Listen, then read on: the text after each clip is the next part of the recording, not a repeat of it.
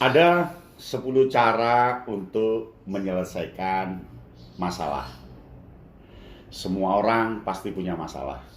Semua perbuatan kita, bahkan yang kita hadapi, pasti penuh masalah. Nah, ada 10 cara menyelesaikan masalah. Audio Jungle. Audio Jungle. Assalamualaikum warahmatullahi wabarakatuh. Salam Kak Yano Bintang. Ada 10 cara menyelesaikan masalah dengan baik. Masalah apapun dapat diselesaikan dengan baik dan kita bisa menyelesaikannya. Ketika kita menyelesaikan masalah dengan baik, maka kita akan puas, tapi kita akan menemukan masalah lagi, kita selesaikan lagi, kita puas, ada masalah lagi, kita selesaikan, kita akan puas. Itulah hidup. Dari hari ke hari, dari waktu ke waktu, kita pasti menjumpai masalah dan kita bisa mengatasi masalah itu. Lalu ada 10 resep untuk menyelesaikan masalah. Yang pertama, mengidentifikasi apakah ada masalah. Ketika kita melakukan proses tertentu, cobalah disadari, cobalah diidentifikasi, cobalah diobservasi, apakah ada masalah. Yang dimaksud ada masalah itu, apakah yang kita lakukan sesuai dengan tujuan tidak? Apakah yang kita lakukan mendukung tujuan atau tidak? Apakah yang kita lakukan mengganggu proses atau tidak? Jadi yang pertama, apakah ada masalah dari yang kita hadapi? Nah, yang kedua, cobalah dikaji masalah. Masalah yang kita hadapi, yang kita temukan, cobalah dikaji dalam berbagai sisi. Dikaji dari sisi masalah prosesnya, dikaji dari sisi masalah sistemnya, dikaji dari sisi kebermanfaatan dan kebergunaannya, dikaji dalam sisi model dan kesesuaian dengan zaman sekarang. Tapi yang penting, yang kedua adalah cobalah dikaji, diriset, diteliti, diurai masalahmu itu kira-kira kata kuncinya yang utama ada di mana. Yang ketiga, carilah bantuan. Ketika kita menghadapi masalah, tentu kadang kita tidak bisa mengatasi masalah itu karena kita berada dalam masalah. Nah, caranya adalah mintalah bantuan pada orang lain, mintalah pertolongan pada orang lain untuk turut memecahkan masalah. Ketika kita minta pertolongan pada orang lain, omongkan sejujurnya, omongkan senyatanya, apa yang salah, apa yang tidak benar, apa yang menjadi masalah yang kita hadapi. Pertolongan itu sangat bagus karena kita tidak hidup sendirian. Pertolongan itu bagus karena di atas langit masih ada langit, di atas gunung masih ada gunung yang lebih tinggi. Ya, itu yang ketiga.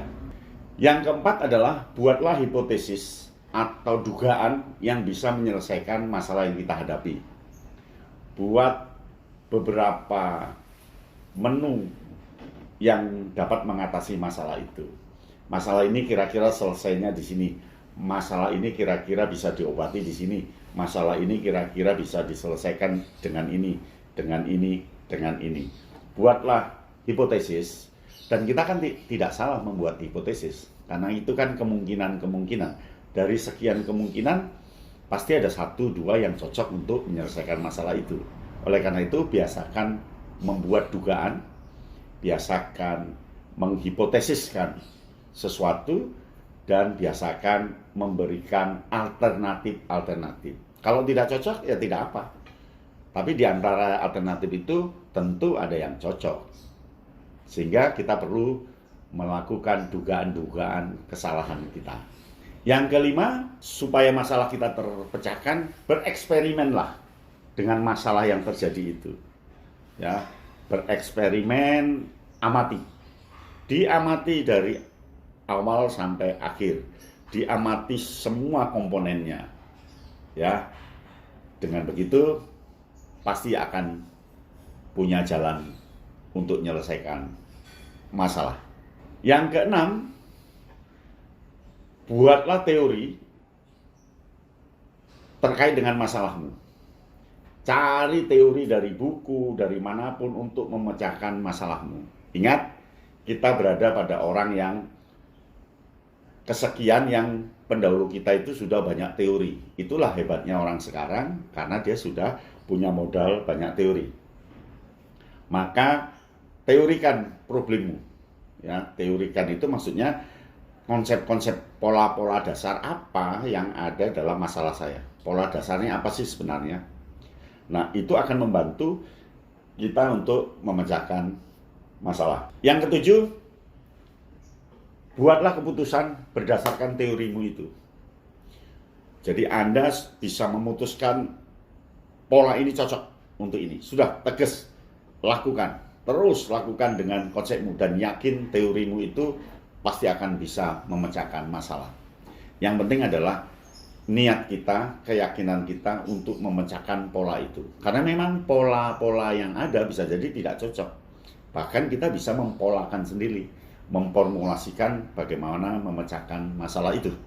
Maka terapkan teori penyelesaian untuk kasus yang terjadi. Yang kedelapan, buatlah rencana sesuai dengan keputusanmu.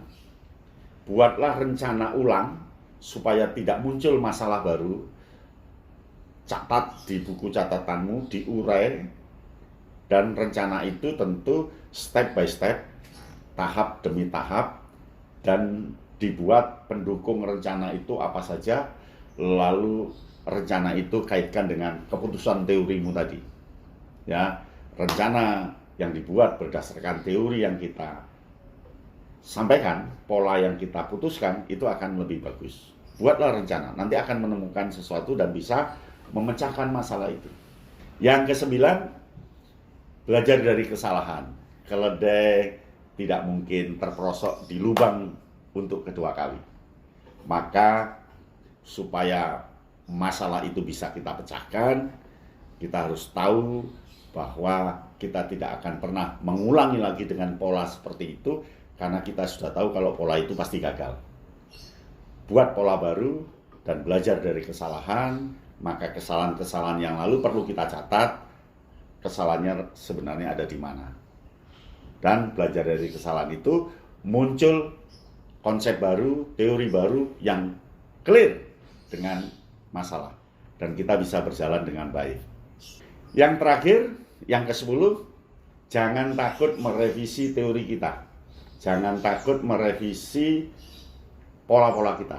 Dan jangan takut membuat pola baru ketika untuk melakukan yang baru. Kalau ada masalah lagi, Pak, kalau ada masalah lagi ya kita urai lagi. Karena kan hidup itu selalu berada di lautan masalah. Dan kalau kita mampu berada di lautan masalah, maka kita sebenarnya menjadi penyelesai masalah itu sendiri. Begitu ya, ada 10 cara memecahkan masalah. Sampai di sini, salam Kaya Nobinta. Audio Jungle. Audio Jungle.